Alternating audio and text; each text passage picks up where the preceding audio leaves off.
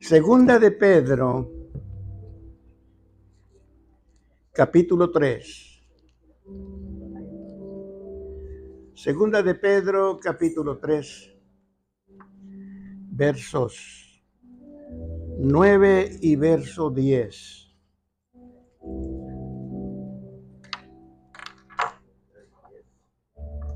Bendito el Señor. Segunda de Pedro, allá está Apocalipsis, el último, está primera y segunda y tercera de Juan, primera y segunda de Pedro. Entonces, antes de Apocalipsis, 2 libros antes, 3 libros antes. Si lo han encontrado, segunda de Pedro, capítulo 3, verso 9 y verso 10. La escritura dice así: el Señor no retarda su promesa, según algunos la tienen por tardanza, sino que es paciente para con nosotros, no queriendo que ninguno perezca, es decir, que se pierda, sino que todos procedan al arrepentimiento. Pero mire qué dice el día 10, el verso 10. Pero el día del Señor vendrá como ladrón de noche, en el cual los cielos, mire qué dice que va a pasar, en el cual los cielos pasarán con gran estruendo y los elementos ardiendo serán deshechos, y la tierra y las obras que en ella hay serán quemadas. Así como están, les voy a invitar que oremos un momento y invitemos al Señor para que esté con nosotros esta mañana. Padre nuestro que estás en los cielos, sea tu nombre santificado. Señor, por quien tú eres, te damos honor. Por quien eres tú, Señor, te damos honra. Por quien eres tú, te damos gloria. Nuestra alabanza, nuestra adoración por quien tú eres, y todo nuestro reconocimiento, Señor, por quien eres tú. Eres tú, Señor Jehová, por quien vivimos, por quien nos movemos y por quien somos. Muchas gracias porque nos guardaste durante la noche y nos has permitido la bendición de ver la luz de este nuevo día. Señor, muchas gracias por la bendición de permitirnos estar en tu casa. Bendigo en tu nombre a cada uno de mis hermanos. Bendigo en tu nombre a cada una de mis hermanas. Bendigo en tu nombre cada vida y cada corazón aquí presente. Señor, que la gracia tuya esté con nosotros en esta mañana. He leído tu palabra y al meditar en ella te ruego que en esta hora la gracia de tu Espíritu, Señor, de la sabiduría, de la palabra en mi boca. Señor, palabra que salga de mi boca, bendiga a mis hermanos. Edifique la fe de tus santos. Edifique la fe de tus hijos. Y también nos aliente para preparar nuestro corazón y nuestra vida para tu santa y bendita venida. Padre, en el nombre de Jesús, bendigo a mis hermanos que han llegado. Algunos que por alguna razón no pudieron venir, enviamos palabra. Envío palabra, Señor. Envío palabra de fe, palabra de poder, palabra de vida. El que está enfermo sea sanado, reciba sanidad. El que está triste reciba consuelo, Señor, y el que llora por dolor sea sanado. En el nombre precioso de Cristo Jesús nuestro Señor, asístenos en esta hora con tu presencia y a ti tendremos el cuidado de honrarte todos los días. En el nombre de Jesús. Amén. Amén. Pueden sentarse, hermanos, y sean todos bienvenidos.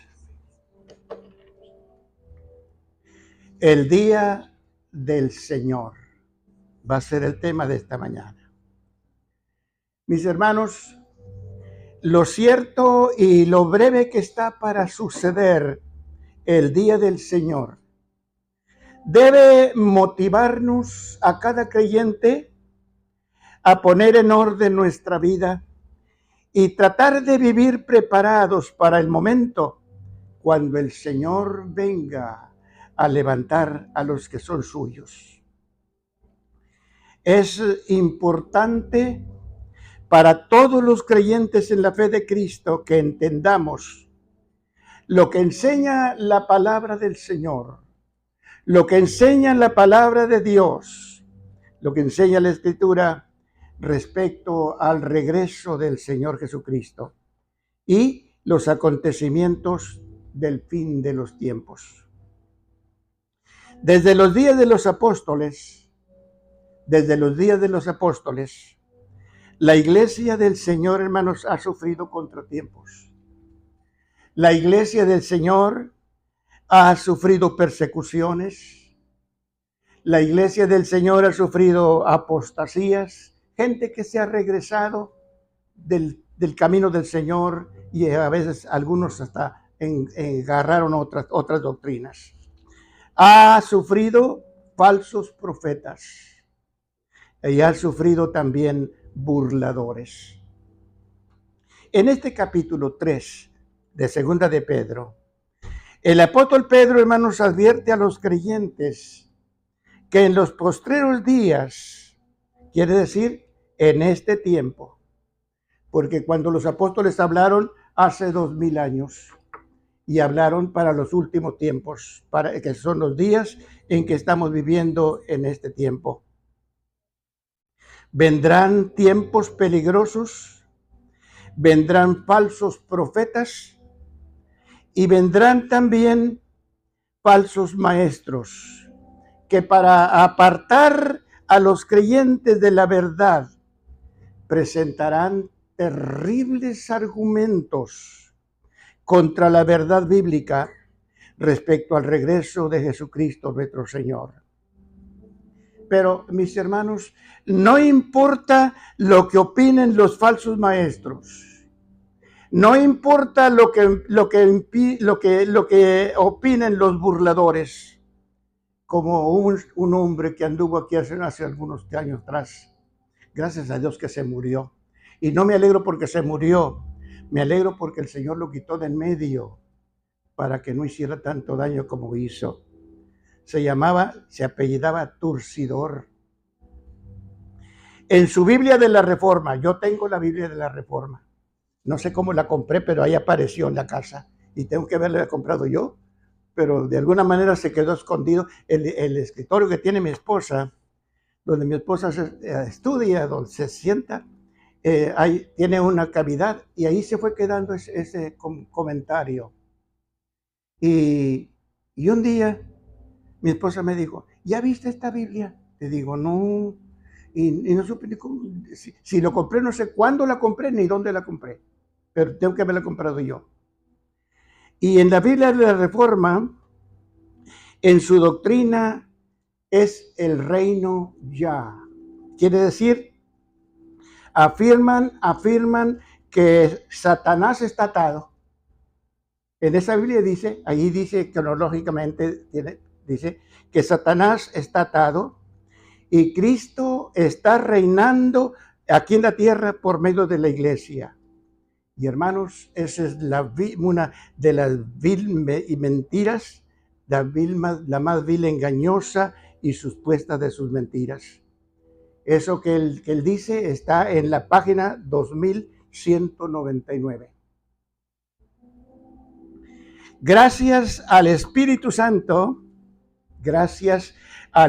Santo que usó a los santos apóstoles, quienes escribieron verdades bíblicas que nos alientan, verdades bíblicas que nos animan, verdades bíblicas que a todos los creyentes en la fe de Jesucristo nos anima a prepararnos para el regreso de nuestro Señor Jesucristo.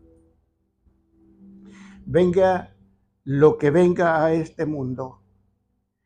Pase lo que pase en este mundo, hay esperanza para todas las personas que aman y siguen al Señor. Es verdad, hermanos, que para el mundo sin Cristo, para las personas que no tienen a Cristo, el futuro es triste y es amenazador. Pero con Dios siempre se gana. Con Dios siempre ganamos. Tengamos consuelo, tengamos confianza, tengamos esperanza y tengamos paz. El día del Señor, hermanos, va a llegar. El día del Señor va a llegar. Les recomiendo que lea 2 de Pedro, capítulo 3, desde verso 1 hasta el verso 9. Sí, ¿qué significa el día del Señor? ¿Qué significa el día del Señor? No significa un día de 24 horas. No, Señor. No significa un día de 24 horas. El día del Señor describe una serie de acontecimientos que sucederán al final de esta dispensación. El día del Señor, hermanos, es un tiempo cuando el Dios Todopoderoso va a derramar terribles juicios sobre este mundo. El día del Señor es un tiempo de 7 años. Es un tiempo de 7 años que comienza, que según los teólogos llaman la semana profética de Daniel. Al día del Señor, los teólogos le llaman la semana profética de Daniel, y que comienza cuando el Señor arrebate la iglesia, que ya no está muy lejos, no estamos muy lejos de ese tiempo. Después dice en Daniel capítulo 9 y verso 27, y por otra semana confirmará el pacto con muchos. Y mire que dice, esa semana es una semana de años. La semana tiene 7 días, la semana profética tiene 7 años. A la mitad de la semana, hoy diríamos el miércoles. Bueno, pues a la mitad de la semana de los años, quiere decir, cuando hayan pasado 3 años y medio, hará cesar el sacrificio y la ofrenda. Después, con muchos actos aborrecibles y condenados por Dios, vendrá el desolador, Satanás, en la persona del anticristo. Cometerá actos abominables, hermanos, contra Dios y contra su templo. Y Dios lo va a permitir. Lo raro, lo extraño es que Dios lo va a permitir hasta que se cumpla el tiempo de los segundos 3 años y medio de la semana profética. Cuando llegue el momento de ajustar cuentas, porque va a llegar un día cuando Dios va a ajustar cuentas de todo el mundo. Cuando llegue el momento de ajustar cuentas contra el anticristo y contra todos sus seguidores, dice en Daniel 9:27, cuando llegue la consumación y lo que Dios ha determinado que se derrame sobre el desolador, que es sobre la bestia anticristo y sus ejércitos. En este tiempo, hermanos, en este tiempo de 7 años, conocido como la gran tribulación que viene a este mundo, termina con la segunda venida de Cristo a la tierra. Esa terminación incluye el anticristo, incluye su compañero, el falso profeta, que en Apocalipsis capítulo 19 y el verso 20 dice así la escritura: y la bestia fue apresada y con ella el falso profeta. Estos dos fueron lanzados vivos dentro de un lago de fuego que arde con azufre. Y hermanos, en el momento mismo, Satanás, el diablo, es atado con cadenas y encerrado en un hoyo profundo y oscuro por 1000 años. Mire qué dice Apocalipsis, capítulo 20, verso 1 y verso 2. Vi a un ángel que descendía del cielo con la llave del abismo y una gran cadena en la mano, y prendió al dragón, la serpiente antigua, que es el diablo y Satanás, y lo ató por 1000 años, y lo arrojó al abismo y lo encerró. Cuando la Biblia habla, aquí estamos hablando como que de algo que ya sucedió. Es que a Dios se lo reveló a Juan en visión, y él vio cómo va a suceder las cosas. Mire, los que tuvimos la bendición de oír al hermano Bolañes, el hermano Bolañes habla como que las cosas ya pasaron, pero a él se le reveló Dios en su conversión. Él es un judío. Él es un judío y él dice que él de evangelio no sabía nada. Él fue uno de los soldados de Daniel Ortega, presidente de Nicaragua. Él fue comunista hasta los cabellos juntamente con Daniel Ortega. Pero cuando el Señor se reveló a él, le habló, estando en el campo de batalla, donde andaba entre los soldados de Daniel Ortega. Una tarde, al terminar la tarde, él fue a atender su cama para dormir y se le apareció el Señor. Él vio al Señor. Como él no sabía nada de evangelio, dice que a las 2 semanas desertó del ejército de Ortega. Ortega lo anduvo buscando para matarlo, porque se le desertó. Y a las 2 semanas, él fue a un templo y se aceptó al Señor. Y como él no sabía nada, dice, se puso en un ayuno de 40 días. Cuenta que su piel se pegó a sus huesos y su saliva era como algodón. Y Dios le reveló todo lo que va a pasar durante la gran tribulación. Él ya lo vio. Por eso cuando él habla con toda seguridad, porque él ya lo vio. Esto fue lo que le pasó a Juan, hermano. Esto fue lo que hizo Juan. Juan en Apocalipsis nos está escribiendo lo que el Señor le reveló, que cómo van a ser las cosas. Por eso dice, vi, dice Juan. Y dice que vio cuando Dios encadenó a Satanás y lo encerró en el abismo y puso su sello sobre él para que no engañe más a las naciones hasta que sean cumplidos 1000 años. Luego, después de los 1000 años, viene el juicio de las naciones por el trato que durante siglos han dado al pueblo judío y todo el mal que le van a causar todavía al pueblo judío durante el gobierno del anticristo. Mire qué dice Joel capítulo 3 y verso 2. Reuniré a todas las naciones y les haré descender al valle de Josafat. El valle de Josafat, hermanos, es lo que conocemos ahora. ¿Por qué le llaman Josafat? Es porque allí en ese valle, el rey Josafat, en Segunda de Crónicas, capítulo 20, y desde el verso 22 hasta el verso 25, él tuvo una batalla allí contra un enemigo y lo venció. Josafat fue uno de los mejores reyes que tuvo la nación de Israel en aquellos siglos.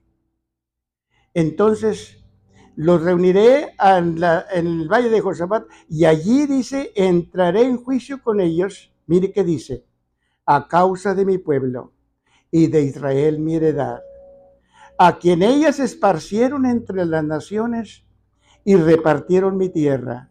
Y mire qué dice, y echaron suerte sobre mi pueblo y dieron a los niños judíos por una ramera, y vendieron las niñas por vino para beber.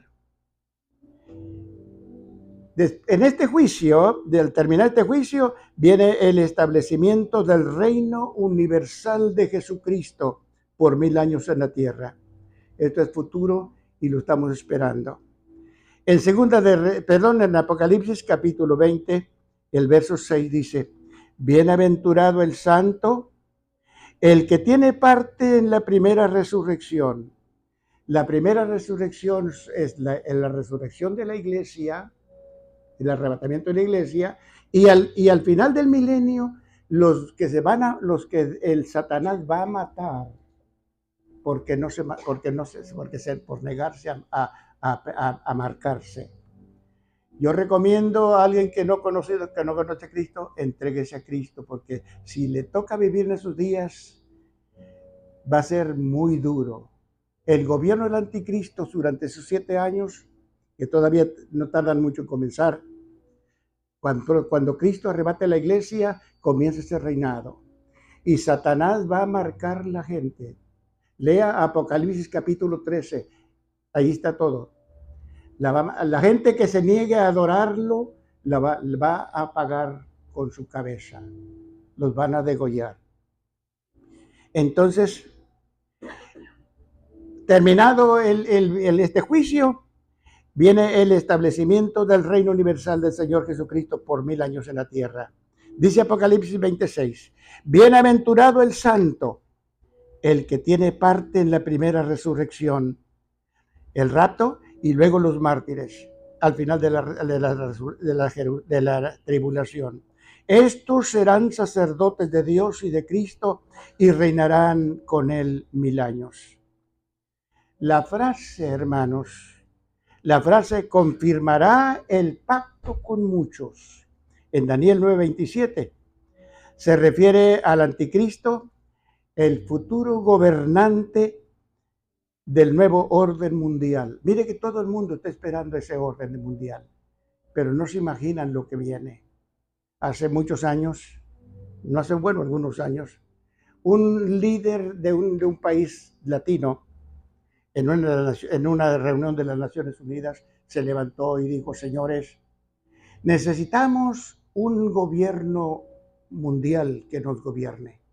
Y dijo así, que venga del cielo o que venga del infierno, pero que venga. No se imagina que le va a venir del infierno. No se imagina el Señor que le va a venir del infierno. Entonces, la frase confirmará el pacto con muchos se refiere al anticristo, el futuro gobernante del un nuevo orden mundial. Es un super político poseído por Satanás.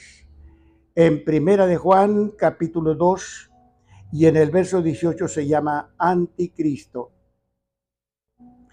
De este habló el apóstol Pablo en Segunda de Tesalonicenses, capítulo 2 y verso 9. Y dice, inicuo, quiere decir contrario a la justicia, contrario, malvado e injusto, cuya venida es por obra de Satanás, con gran poder y señales mentirosos, señales y milagros mentirosos. En Segunda de Tesalonicenses, capítulo 2, y en el verso 4, dice, el cual se opone y se levanta contra todo lo que se llama Dios y es objeto de culto, tanto que entra y se sienta en el templo de Dios, quiere decir, el templo judío en Jerusalén, como Dios haciéndose pasar por Dios. La frase confirmará el pacto con muchos. Quiere decir árabes y judíos. Esos muchos incluyen los árabes y los judíos. Esta maligna fiera infernal, hermanos, en Daniel capítulo 8, verso 25, dice con su sagacidad, es decir, que sagacidad quiere decir habilidad para engañar. Con su habilidad para engañar, hará prosperar el engaño. En el momento del arrebatamiento, cuando Cristo arrebata su iglesia, en Apocalipsis capítulo 6 y verso 12, va a suceder un gran terremoto que va a echar por tierra la mezquita. En el primer viaje que Dios me concedió hacer a Israel, yo le pregunté al guía, Le digo, ¿y cómo piensan ustedes edificarte su templo si ahí está la mezquita? Digo, nosotros creemos que Dios va a mandar un terremoto y va a echar bajo la mezquita. Y mire qué dice Apocalipsis, capítulo 6 y verso 12. Va a suceder un gran terremoto que va a derribar la mezquita. Y los árabes, por supuesto, los árabes lo van a querer reedificar. Está ahí. Tenemos la mezquita, miren. Esta es la mezquita. Esta es la puerta. Aquí está la puerta. Bueno, mire, aquí en esta parte es la puerta. Yo tuve la bendición en el primer video, yo tuve la bendición de estar 2 veces adentro. Yo entré adentro. Y aquí no entran mujeres, solamente hombres. Por dentro, la parte de adentro, tiene un pasillo alrededor que más o menos de tal vez 4 o 5 pies. Usted puede caminar todo alrededor. En el centro, adentro, tiene un círculo, una cerca. Usted, por dentro, usted ve oro y oro y oro, mucho oro.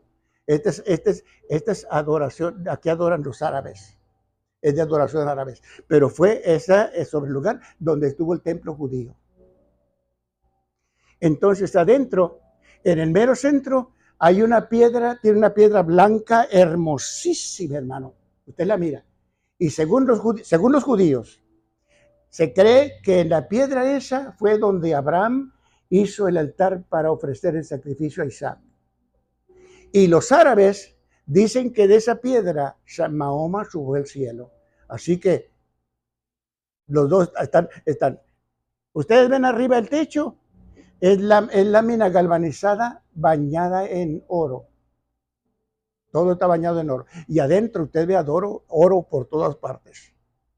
Y los árabes consideran tan santo el lugar.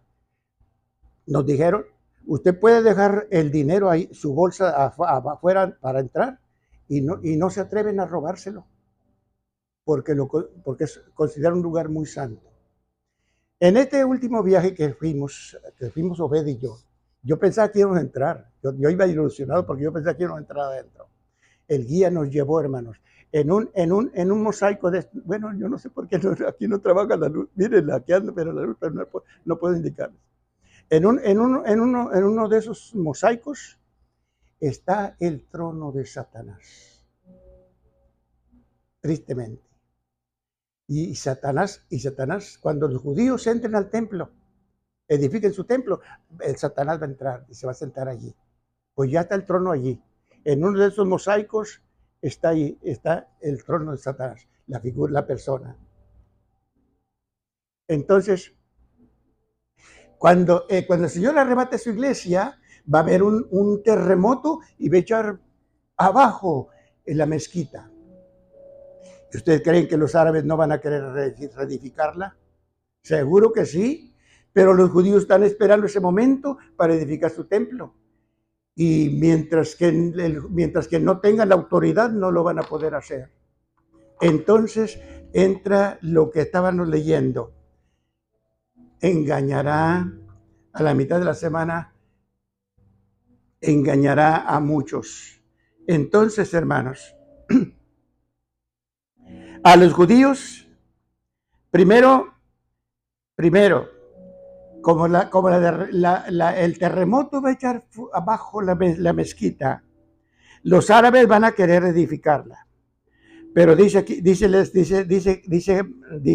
en Daniel, con su astucia engañará a muchos. Y los primeros que va a engañar son los árabes, para que permitan que los judíos edifiquen su templo. Y segundo, va a engañar a los judíos, porque van a firmar un pacto de paz. Y entonces, cuando los judíos edifiquen su templo, hay un rabino judío en Jerusalén que ya está, según dicen, es el encargado de la edificación del templo. Y ha dicho, ha dicho que él calcula que él edifica el templo en 3 años y medio. Lo mismo que está diciendo Daniel. Una semana de 7 años. Entonces, convence a los árabes y firman un pacto de permitir a los judíos construir su templo, tan anhelado templo que requieren ellos.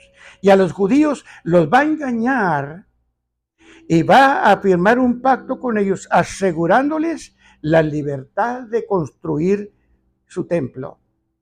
Y eso es verdad. Construido el templo, hermanos, construido el templo, los judíos van a estar felicísimos, contentísimos, gozosos y felices. Los judíos comienzan a ofrecer sacrificios y a ofrecer ofrendas como lo hacían hace 2000 años. Pero tristemente, hermanos, la alegría va a ser muy breve.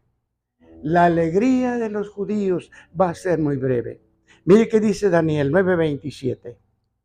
A la mitad de la semana, casi recién construido el templo, hará cesar el sacrificio y la ofrenda. Quiere decir, cuando hayan pasado los primeros 3 años y medio de la semana profética, repentinamente,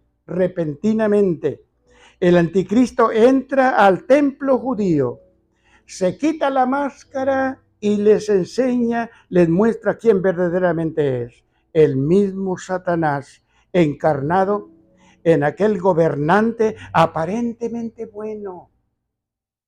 El anticristo va a ser un gobernante, futuro gobernante, pero poseído por Satanás. Se sienta en el templo y exige que el pueblo judío lo adore a él. Ustedes recuerdan, dice en Éxodo capítulo 20, verso 3 al 5. Dios prohíbe a Israel no adorar a otro que no sea él. Y la negativa de los judíos, hermanos, la negativa del pueblo judío provoca la furia de la bestia anticristo, y allí comienza la segunda mitad de la semana, o sea, los segundos 3 años y medio de la semana profética de Daniel. Es el tiempo conocido en el Nuevo Testamento como la gran tribulación, que será un tiempo angustioso para los judíos, un tiempo desesperante para los judíos, y no solo para los judíos, pero será para todo el mundo. De esta sangrienta y angustiosa situación habló el Señor Jesucristo en Mateo capítulo 24 y verso 15, cuando dijo a los judíos: cuando vean en el lugar santo, es decir, cuando vean en el templo, la abominación desoladora que habló el profeta Daniel, quiere decir, cuando Satanás entra al templo profanando y deshonrando la casa de Dios. Como la acción diabólica, hermanos, va a ser sorpresiva.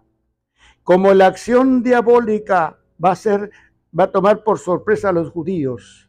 Dice el Señor en Mateo 24, verso 16 hasta el verso 21. Les dice el Señor: cuando vean en el templo lo que va a hacer Satanás, entonces, mire qué dice: los que estén en Judea, huyan, escápense a las montañas, a las cuevas, escápense a las montañas, a las cuevas. Los que estén en la azotea, es decir, fuera de la casa, no pierdan tiempo, no entren a tomar nada de su casa. Y los que estén en el campo, de allí huyan, no pierdan tiempo. Va a ser una cosa horrible. Volviendo, no entren a su casa a tomar nada de su casa. No, más hay, mire lo que dice el Señor ahí en Mateo: mas hay de las madres embarazadas y de las madres que críen bebé en aquellos días. La seriedad del problema es de estos hermanos, de estas cosas, es su condición física. Ellas no podrán correr para escaparse. las que están encinta y las que están criando su bebé. No podrán correr para escaparse. Y en Mateo capítulo 24 y verso 20 les dice el Señor, oren a Dios que no tengan que huir en invierno o en sábado. Cosa terrible. En invierno, porque será demasiado peligroso estar sin techo y sin resguardo. Y el sábado, que no sea sábado, porque cuando los judíos, en obediencia a la ley, no se atreven a caminar largas distancias. El tiempo, hermanos, el tiempo de duración de la gran tribulación, dice Daniel capítulo 12 y verso 11. Y desde el momento en que sea prohibido el sacrificio hasta el final, habrá 1290 días, que son 43 meses. Son 3 años y 7 meses. En Apocalipsis capítulo 12, verso 6. Dios tiene preparado, hermanos, dice que Dios tiene preparado un lugar para el remanente judío. Es decir, remanente quiere decir los sobrantes, los que sobren, los que logren escapar de la furia del anticristo, porque va a ser una matazón de judíos por negarse a adorarlo. Los que logren escapar de la furia asesina del anticristo. Para que allí, dice, para que allí sean guardados y alimentados 1260 días, que son 42 meses y son 3 años y medio. Dice, mire qué dice Isaías. Isaías capítulo 16 y verso 4. Moren contigo mis desterrados, oh Moab. Sé para ellos escondedero de la presencia del devastador, porque el atormentador terminará, el devastador tendrá fin, el pisoteador será consumido de sobre la tierra. Hay un lugar, Petra. Mire, bueno, yo quiero usar esto porque en la iglesia lo hacía, aquí no trabajó. Mire, ese lugar, yo estuve dentro de ese lugar, está en Jordania. Parece construcción, pero no es construcción, está todo labrado en la piedra. Es una montaña, es toda una montaña. Yo me quedé con deseo de volver, les digo verdad, porque cuando yo estuve allí fue muy tarde. O sea, estábamos a las 10 de la mañana, estábamos en la aduana de Israel para la revisión de la visa. Cruzamos y caminamos varias horas allá por Jordania. Les voy a hacer la señal, más o menos así, corrimos así. Antes de llegar al lugar turístico, el chofer del autobús que nos llevaba hizo un alto, más o menos varios kilómetros de distancia, pero como es una montaña, se ve. Del color de la camisa del hermano López es su apellido, hermano, del color de la camisa del hermano, así es toda la montaña. Llegamos al centro turístico más o menos a las 4 de la tarde y de allí entramos a caballo para adentro para la montaña. Este edificio fue Palacio de Reyes y Tumba de Reyes. Esta tumba, se ve así, ve el color, así ve la montaña, exactamente la montaña. Y este fue el lugar, hermanos, de Edom. ¿Se acuerdan de Edom? Edom rojo, significa rojo. O sea, que fue territorio de Saúl, el hermano de Jacob. Fue ciudad. Allí no hay luz en este momento.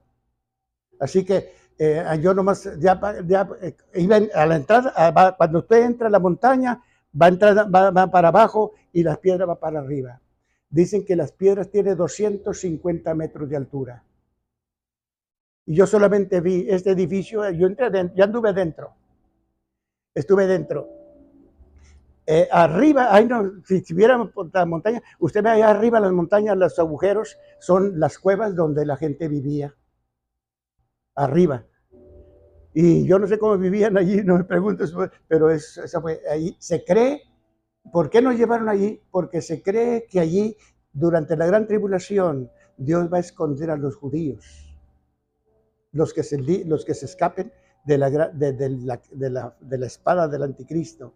Allí donde Dios los va a esconder y los va a sobreguardar. Allí es donde dice Isaías 16:4, moren contigo mis desterrados, oh Moab, sé para ellos escondedero de la presencia del devastador, porque el atormentador terminará, el devastador tendrá fin, el pisoteador será consumido sobre la tierra. Así que gracias a Dios, porque no todo está perdido para los judíos. Va a haber mucha muerte, mucho judío, pero Dios les tiene guardados un lugar. En Apocalipsis capítulo 12, verso 6, Dios tiene preparado un lugar para ellos. Cuando el Señor Jesucristo, hermanos, cuando el Señor Jesucristo venga rodeado de su gloria, va a aprender, entonces sí, va a atar al anticristo y al falso profeta, un líder religioso, su cómplice, porque él va durante la gran tribulación, él va a promover la adoración al anticristo, que las gentes adoren al anticristo. Y a los dos, el Señor los va a arrojar al lago de fuego. Mire qué dice en Apocalipsis capítulo 19, verso 19 y verso 20. Y vi la bestia anticristo y a los reyes de la tierra y sus ejércitos reunidos para hacer guerra contra el Señor Jesucristo, que montaba el caballo, y contra su ejército.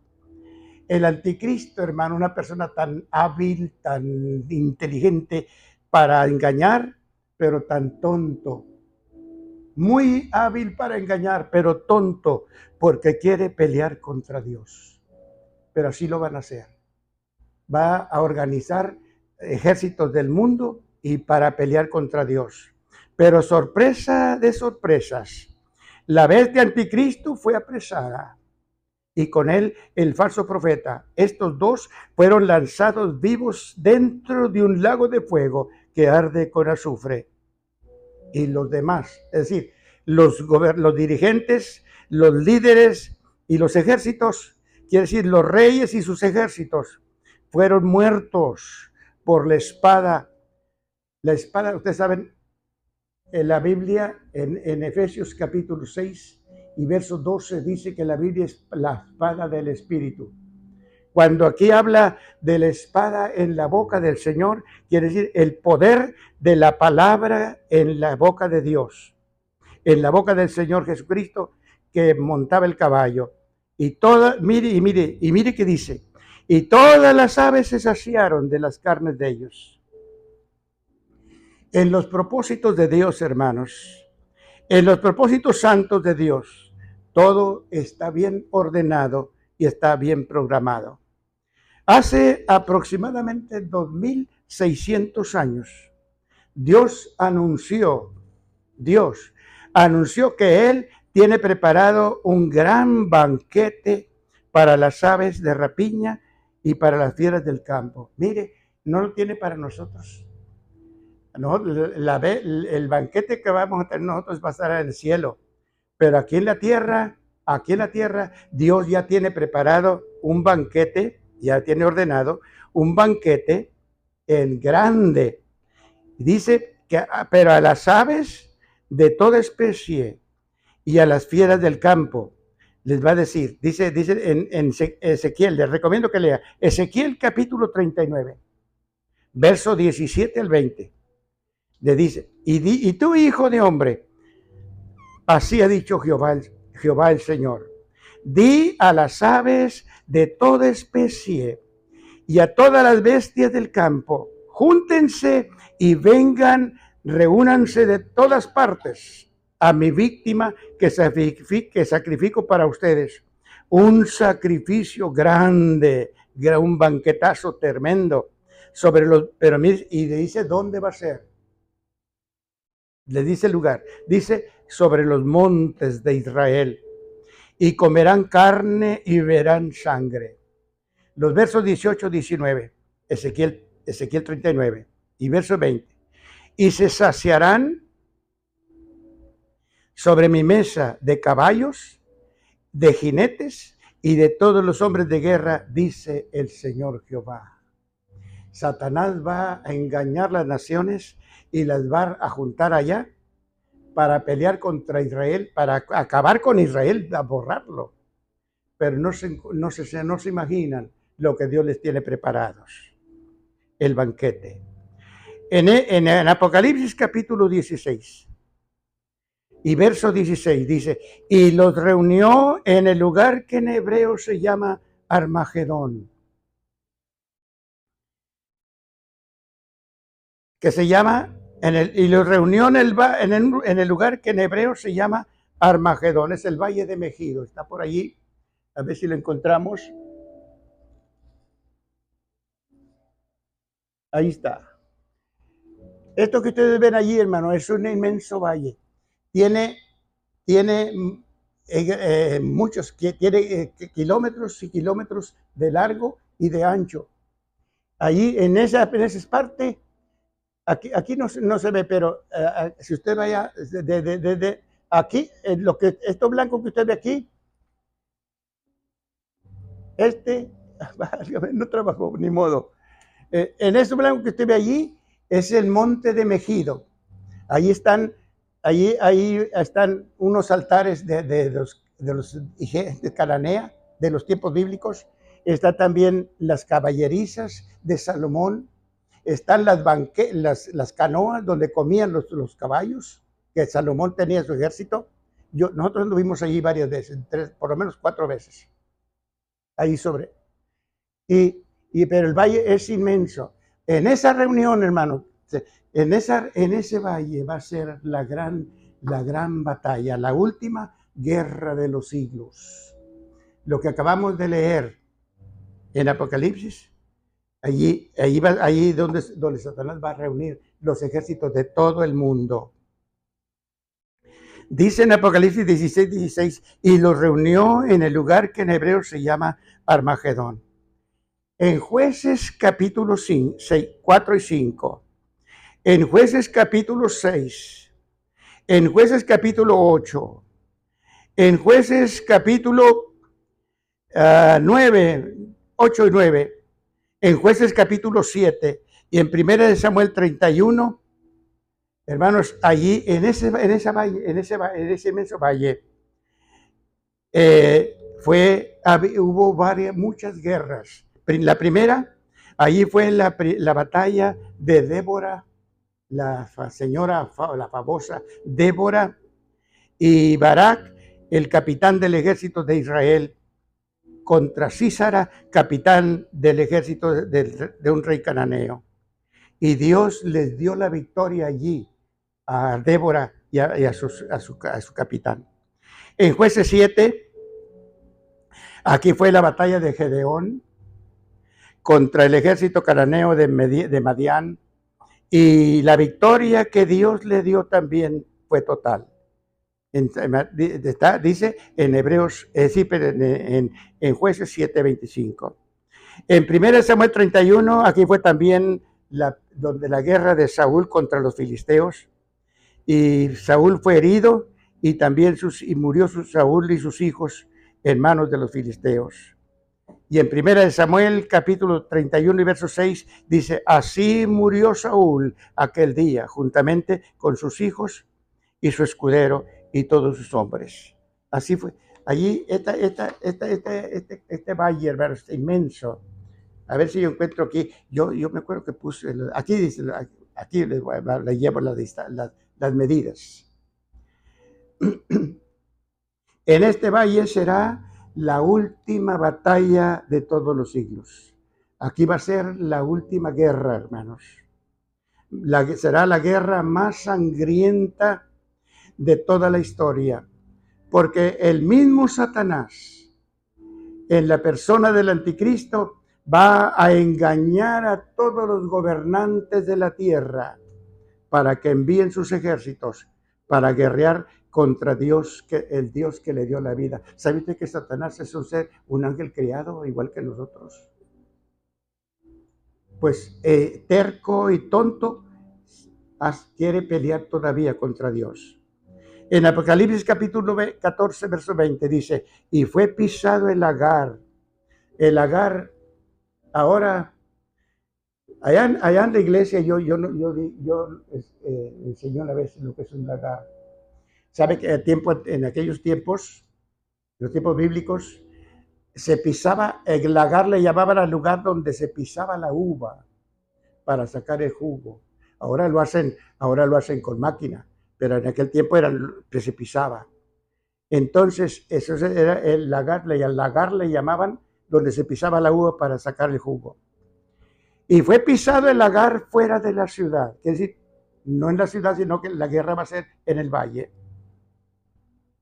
Y del lagar salió sangre hasta los frenos de los caballos por 1,600 estadios. El estadio es medida lineal. Y los judíos usaban 3 diferentes estadios. El estadio ático, el estadio ático que medía 178 metros. El estadio pítico que medía 165 metros. Y el estadio alejandrino que medía 185 metros. El promedio de los 3 son 176 metros. Que en 1,600 estadios da un total de 281,600 metros. El kilómetro tiene 1,000 metros y la milla tiene 1,600 metros. Así que convertidos a kilómetros son 281 kilómetros el espacio para acomodar tantísima gente con todo lo que trae. Y son 176 millas, lo que agarra todo ese valle donde va a ser la última batalla. Esa sí va a ser guerra mundial. La primera y la segunda que llaman aquí no fue mundial, fue regional, fue nacional, pero no todas las naciones. Pero en esta parte, en esta guerra sí va a ser todas las naciones. Y en Apocalipsis 14:20 significa la gran mortandad. Cuando dice que la sangre sale hasta los frenos de los caballos, está diciendo, significa la gran mortandad de gente de los ejércitos de las naciones que engañados por el anticristo se reúnen para pelear contra el Señor. Serán ríos de sangre de gente y de animales. Exactamente, hermanos, va a suceder lo que sucedió a Faraón y su ejército en Éxodo capítulo 14, verso 23 al 27. En Zacarías capítulo 12, mire qué dice Zacarías 12, versos 2 y 3. Dice Dios, he aquí, yo pongo a Jerusalén por copa que hará temblar a todos los pueblos de alrededor, contra Judá, es decir, contra Israel, en el sitio contra Jerusalén. Y en aquel día yo pondré a Jerusalén por piedra pesada a todos los pueblos de la tierra que se juntarán contra ella. Mis amados hermanos, ese día va a llegar. Ahorita aquí lo comentamos, pero ese día va a llegar. En 2 de Pedro, capítulo 3 y verso 10, dice, el día del Señor vendrá y no hay duda, el Señor Jesucristo viene. Y en Apocalipsis capítulo 1 y verso 7 dice, todo ojo le verá. Todo ojo le verá. Quiere decir, la gente que vive. Los muertos no, pero toda la gente que viva lo va a ver. En Apocalipsis 1:7 dice, todo ojo le verá.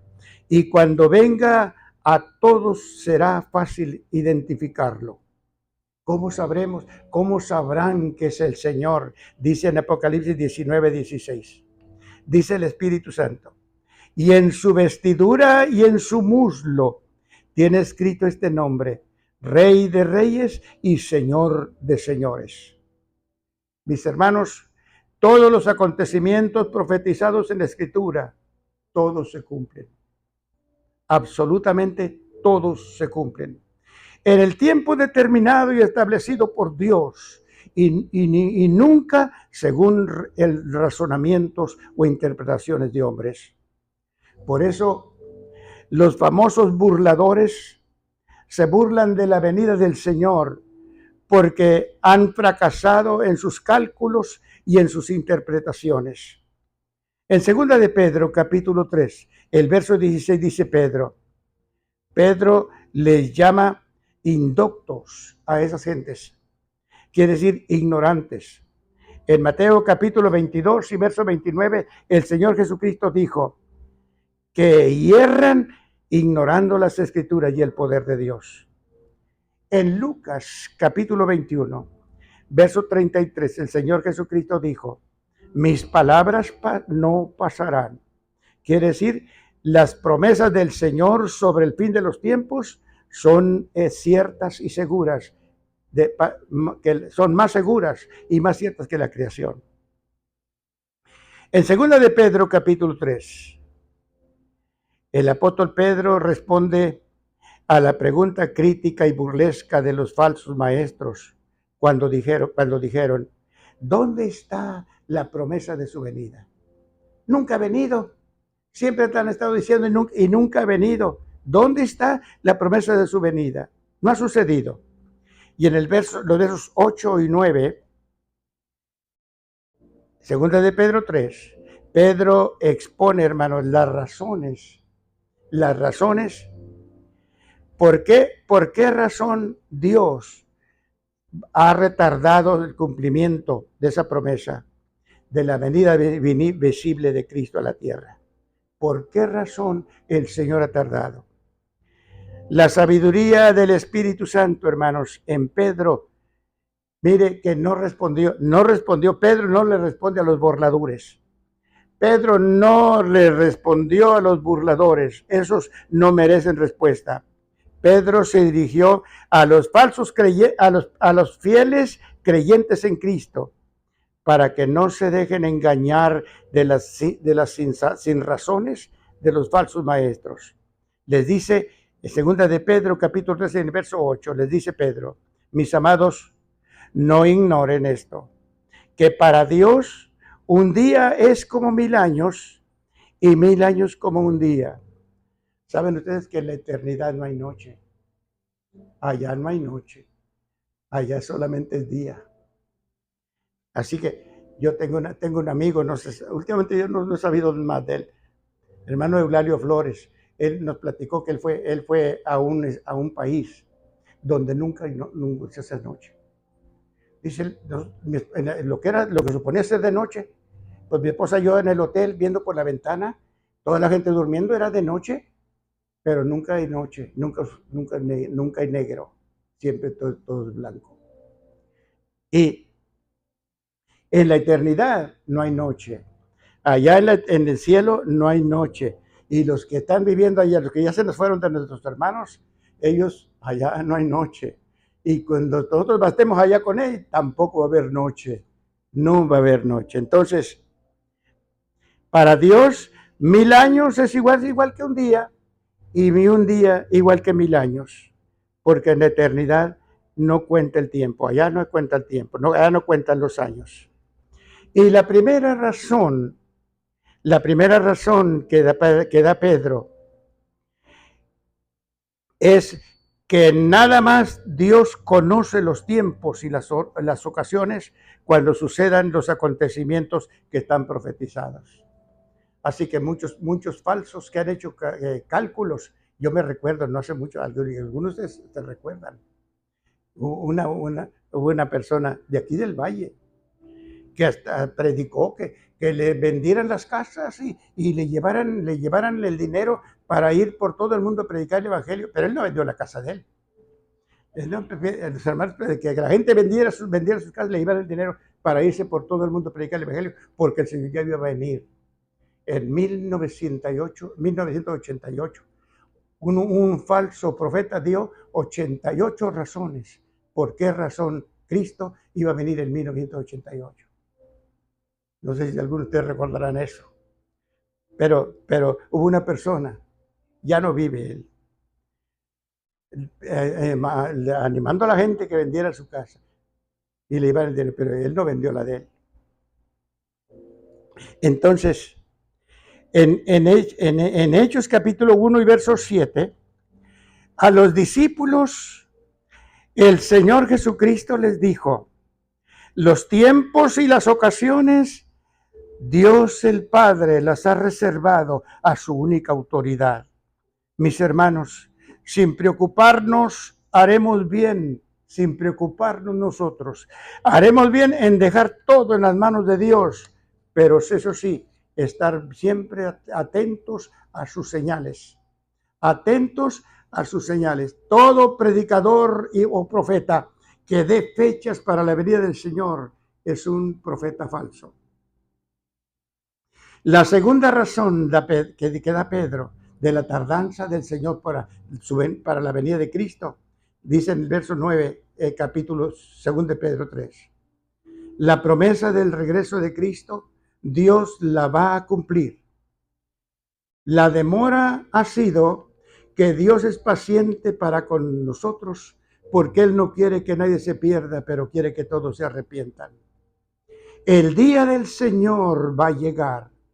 El Señor Jesucristo va a venir, hermanos, pero Dios es paciente, dando oportunidad a sus criaturas. Y dice en 1 Timoteo 4, capítulo 2 y verso 4, porque Él quiere que todos sean salvos. Qué grande es la misericordia de Dios. Quiere que todos sean salvos. La tardanza del regreso de Cristo a la tierra tiene relación con la predicación del Evangelio, hermanos. La tardanza de la venida de Cristo tiene relación con la predicación del Evangelio. Es la paciencia de Dios esperando la respuesta de todas sus criaturas. No significa que todos van a ser salvos. No significa eso. No significa que todos serán salvos, porque toda persona que rechaza el Evangelio, rechaza a Cristo. Y toda persona que rechaza a Cristo, rechaza la salvación. Y en Juan capítulo 3 y verso 36, dice la Escritura: el que rehúsa creer en el Hijo, no verá la vida, pero está expuesto a la ira de Dios. En Marcos capítulo 16 y verso 16, el que creyere será salvo, pero el que no creyere será condenado. La segunda venida de Cristo, hermanos, en la segunda venida de Cristo todo será nuevo. Dice en 2 de Pedro capítulo 3, verso 10 al 13. En el Nuevo Testamento, hermanos, hay tres frases parecidas. Frase quiere decir que la oración no está completa, son parte. Tres frases que son parecidas, pero son diferentes. La primera frase, en Filipenses capítulo 1 y verso 6, el día de Jesucristo. La primera frase, el día de Jesucristo. Aquí, el apóstol Pablo habla de todo lo que se refiere a Cristo. Se refiere a la salvación, se refiere a la glorificación, que es cuando resucitan, van a resucitar los creyentes con cuerpos glorificados. Y también aquí el final de los creyentes fieles. La glorificación final de los creyentes fieles y la recompensa que recibirán del Señor. Dice en 2 de Corintios capítulo 5, verso 9 y verso 10. Por tanto, procuramos también, o ausentes o presentes. Ausentes si ya no estamos en el cuerpo. Presentes si estamos en el cuerpo, si estamos vivos. Procuramos serle agradables. Porque es necesario, mire qué dice, porque es necesario que todos nosotros estemos ante el tribunal de Cristo, para que cada uno de nosotros, cada uno reciba del Señor según lo que hizo mientras estaba en el cuerpo, sea bueno o sea malo. En el tribunal de Cristo, hermanos, al tribunal de Cristo, ahí vamos a ir usted y yo. Al tribunal de Cristo no vamos por causa de nuestros pecados, gracias a Dios. No vamos allí por nuestros pecados. De los pecados somos limpios por la sangre del Señor cuando le recibimos como Salvador. Pero allí vamos por la recompensa.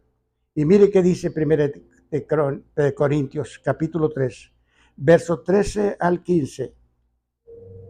La obra de cada uno será probada, pues por el fuego será conocida. Si la obra de cada uno, de cada uno, cual sea, el fuego la probará. Si permanece la obra de alguno que sobreedificó, recibirá recompensa. Si la obra de alguno se quema, sufrirá pérdida, si bien él mismo será salvo como rescatado por fuego. Qué lindo, hermanos. Mire, todo lo que hagamos en favor de la obra de Dios, son lo que dijo el Señor, los tesoros en el cielo. Hagan tesoros en el cielo. Mis hermanos que están haciendo tanto, han hecho tanto y siguen haciendo, síganlo haciendo. Son tesoros para allá que vamos a tener allá. Según lo que hagamos por la obra del Señor, serán los tesoros en el cielo, que tendremos en el cielo. Dios valora, hermanos, Dios valora la clase de vida, Dios valora la influencia, Dios valora la enseñanza, valora el trabajo de cada persona en la iglesia y sobre todo de cada pastor, de cada maestro, de cada misionero. Si su trabajo se juzga indigno, perderá recompensa. Pero este es el juicio de las obras. Así que al tribunal de Cristo no tenga miedo. Ahí vamos a ir todos, pero a recibir las recompensas de todo lo que merecemos o lo que merezcamos. La segunda frase, el día del Señor. El día del Señor, la segunda frase. En el Antiguo Testamento los profetas lo llamaron el día de Jehová. Este cubre un tiempo de 3 años y medio. Comienza en los segundos 3 años y medio de la semana profética de Daniel, con la gran tribulación, cuando el anticristo se siente en el templo de Dios y exige que lo adoren a él. Dios va a derramar. Primero hablamos del tribunal del día de Jesucristo, ahora el día del Señor. Parece el mismo, pero es diferente. El día del Señor, le llaman los antiguos profetas el día de Jehová. Cubre los 3 años y medio y durante ese tiempo, durante la gran tribulación, hermanos, Dios va a derramar sobre Satanás y sobre todos sus cómplices plagas horribles. Dios va a derramar sus plagas apocalípticas. Mire, en Apocalipsis capítulo 6 al 8, está el juicio de los sellos durante la gran tribulación. En los capítulos 9 y 10 de Apocalipsis, el juicio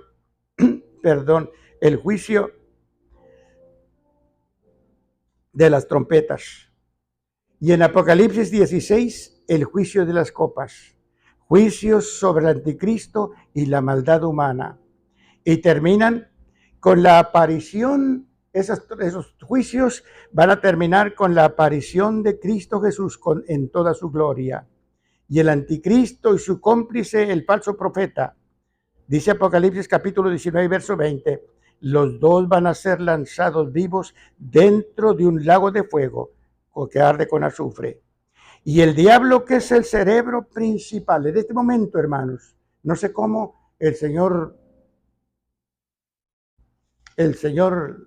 que les platiqué al principio, que engañador, mentiroso, afirma que Satanás está atado. Afirma que Satanás está atado. El diablo, que es el cerebro principal de todo el mal en la tierra, es atado con cadenas y encerrado en un abismo. Abismo es un hoyo profundo y oscuro. Hoyo profundo y oscuro por 1000 años, por 1000 años. Y dice Apocalipsis 21, vi a un ángel que descendía del cielo con la llave del abismo y una gran cadena en la mano. Y prendió al dragón, la serpiente antigua, que es el diablo y Satanás, y lo ató por 1000 años. ¿Por qué lo encerró?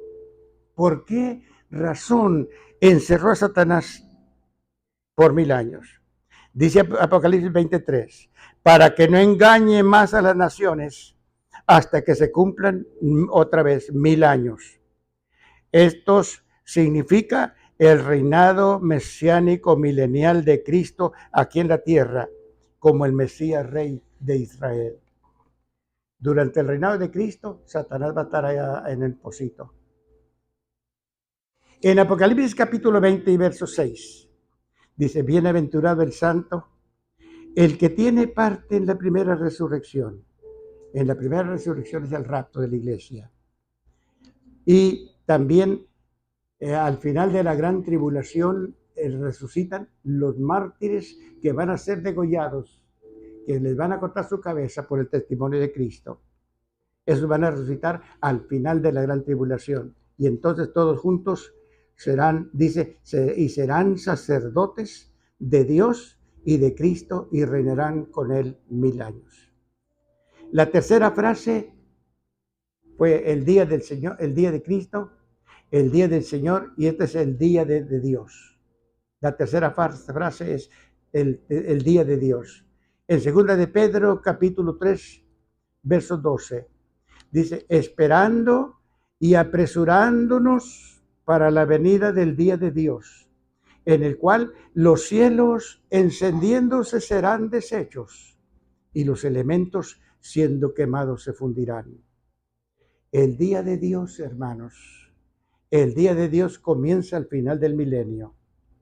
Al final del milenio comienza el día de Dios. Dice Apocalipsis 27. Satanás es suelto de su prisión. Verso 8.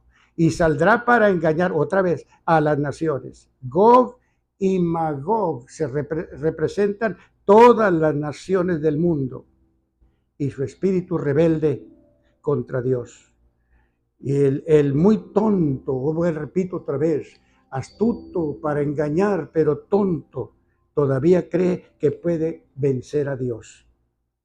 Y cuando piensan que todo está listo, que piensan que ya tienen la victoria para acabar con Israel, y van a destruir, y piensan que van a destruir a Jerusalén, sorpresa de sorpresas. Apocalipsis 29.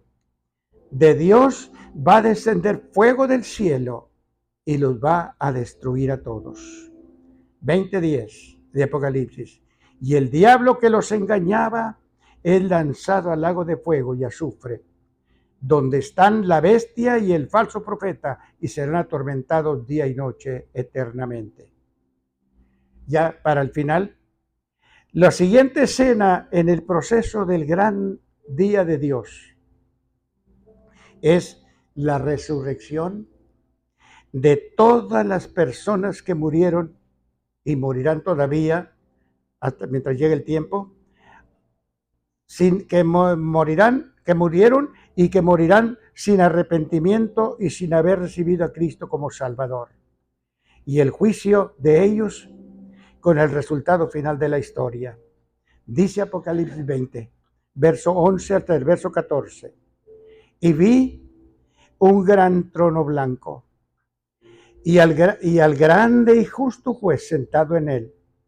Y mire que dice, y vi a los muertos grandes y pequeños de pie ante Dios. Y los libros fueron abiertos. Y otro libro fue abierto, el cual es el libro de la vida. Y fueron juzgados los muertos de acuerdo a los que estaban escritos en el libro según sus obras. Ninguna persona, hermanos, ninguna persona se imagina que allá arriba está escrito el récord de su vida. Nadie se imagina eso. Pero allá está el registro suyo, está el registro de usted, está el registro de usted, está el registro de usted y está el registro mío. Allá arriba. Ahí están los libros que van a responder. Entonces, dice, y en el libro de la vida, hermanos, están escritos solo los que son de Cristo. Y ningún cristiano fiel y verdadero va a estar allí. Yo no pienso estar y no voy a estar. Espero que usted tampoco esté en ese sitio. En ese sitio. Si en este juicio no va a haber cristianos, porque esto va a ser de gente, pero de gente que murió sin Cristo, que nunca aceptó a Jesús como Salvador, que nunca se arrepintió. Si en este juicio no va a haber cristianos, ¿por qué razón va a estar allí el libro de la vida? ¿Por qué? Si ahí no va a haber cristianos, y en el libro de la vida están solamente escritos los cristianos, ¿por qué va a estar allí el libro de la vida? En Mateo capítulo 7, el Señor Jesucristo nos responde esa pregunta. Mire qué dice. Mateo capítulo 7, versos 21 y 22. Dijo el Señor: no todo el que me dice Señor, Señor, entrará en el reino de los cielos. Solo el que hace la voluntad de mi Padre que está en los cielos. Y mire qué dice el verso 22.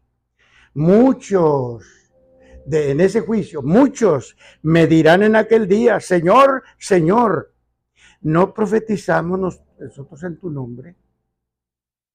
¿No estaba yo en la iglesia? ¿No me viste allí en la iglesia?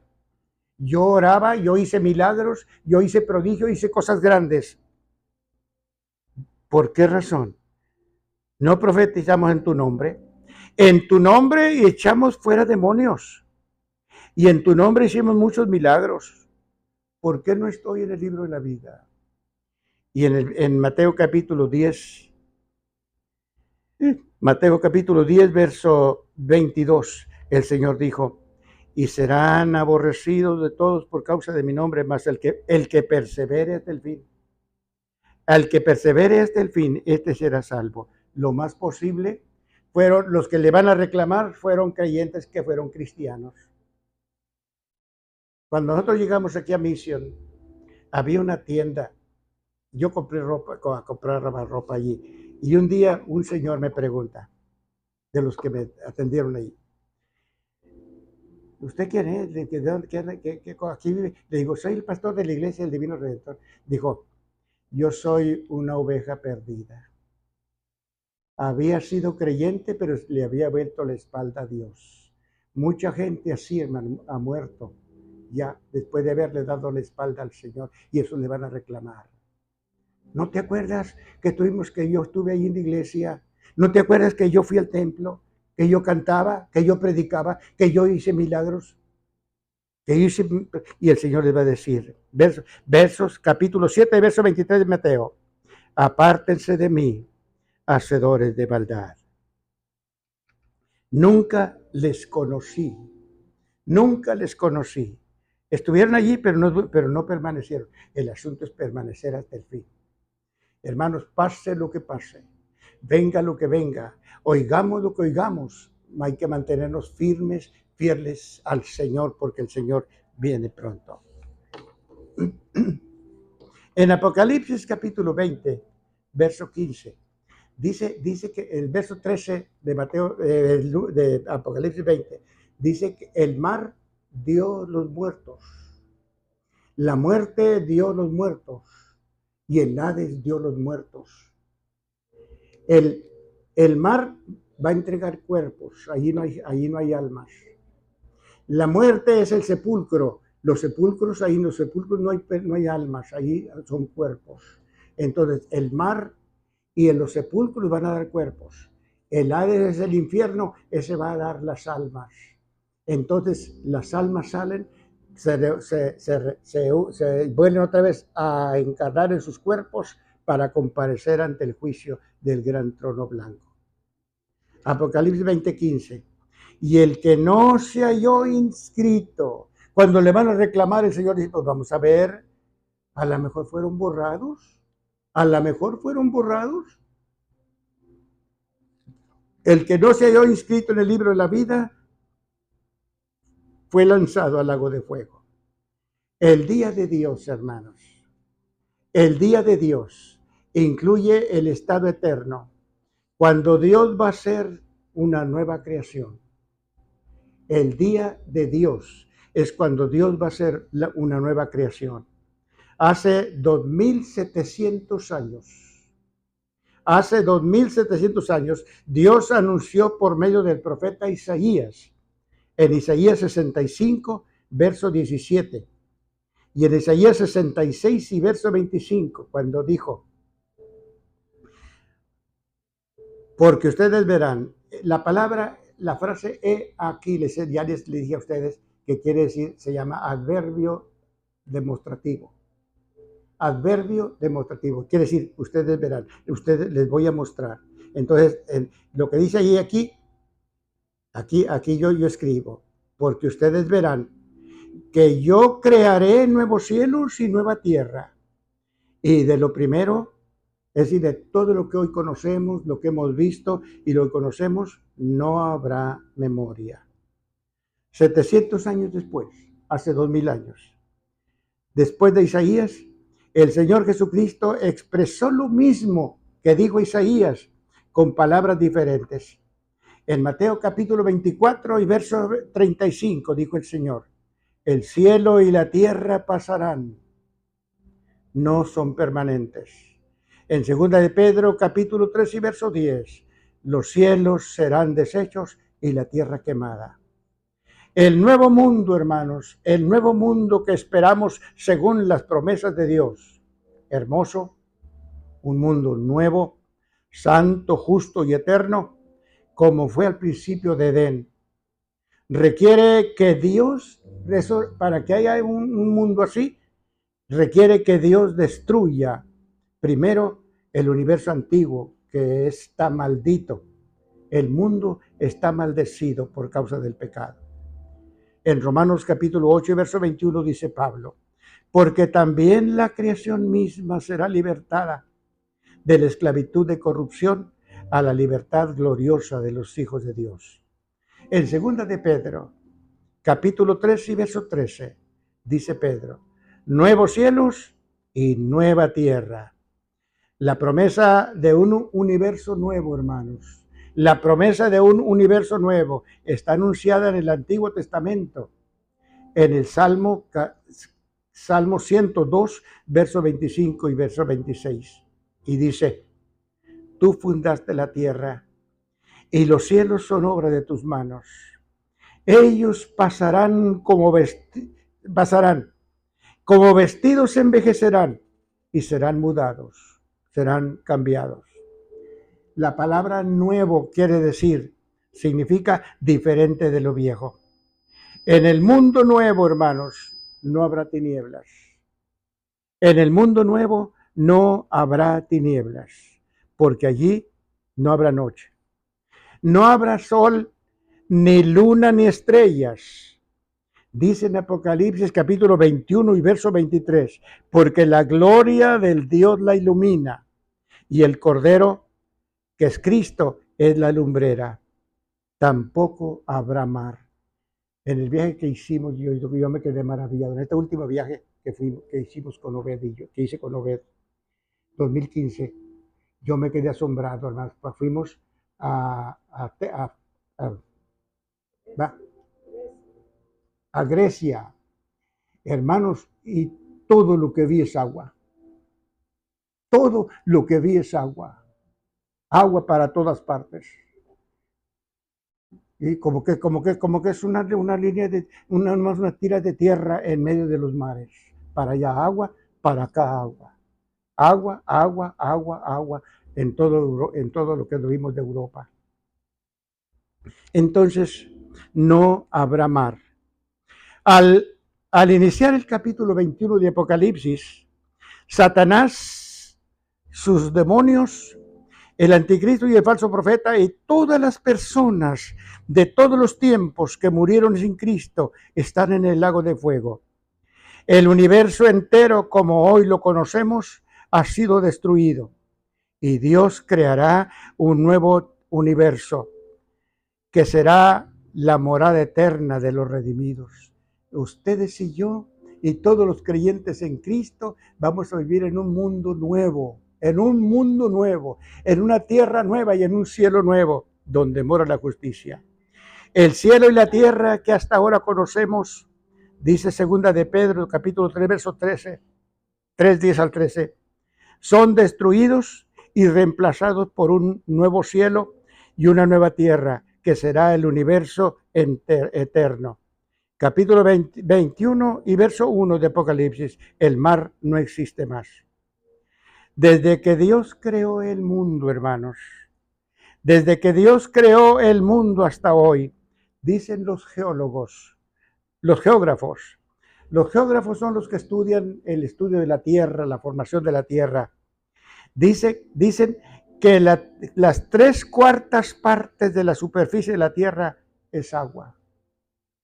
O sea, que es más agua que tierra seca.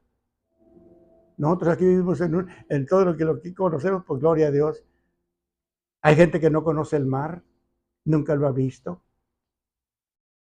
Entonces, dicen los geógrafos, es más el agua que la tierra seca.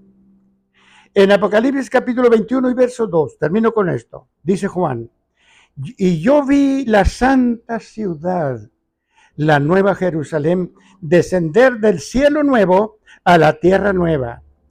Y hermanos, esta es la ciudad de los santos, donde los santos van a vivir, donde el Señor y sus santos van a vivir. Esta es la casa del Padre.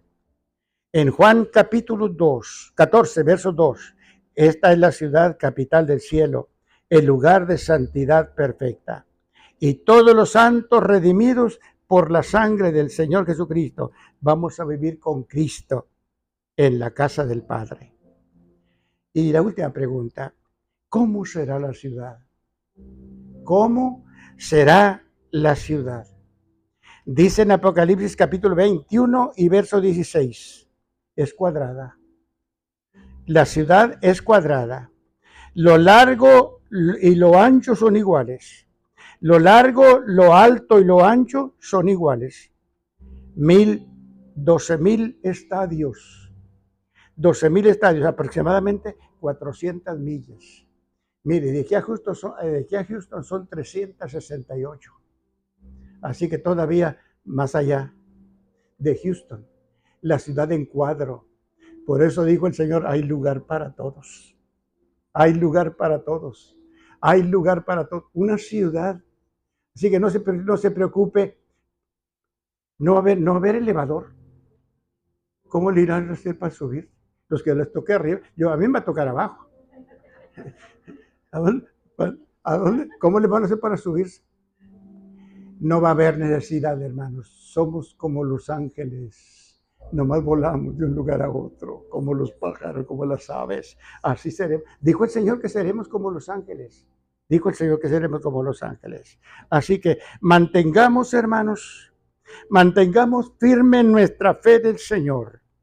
Y no permitamos que nada perturbe nuestra fe y nuestra confianza en el Señor, nuestro andar con Él. Que nada de lo que venga nos desanime. Que nada de lo que venga nos afecte. Que nada nos separe, hermanos, de nuestra fe, porque nuestra redención está a nuestra puerta. El Señor está a la puerta. Todo esto que está sucediendo, hermanos, ¿se han fijado? Ahora los huracanes se han multiplicado como nunca en la historia. Son señales de que el Señor viene. Y yo me recuerdo de un canto que cantaban allá en mi rancho los hermanos. Y una estrofa decía, nos habla por las aguas, nos habla por los vientos, que ya se acerca el tiempo en que Cristo volverá. Se ponen de pie y demos gracias a Dios por esta bendición y por la esperanza de vivir, en un mundo nuevo, en la presencia de Cristo nuestro Señor. Gracias, eterno Señor.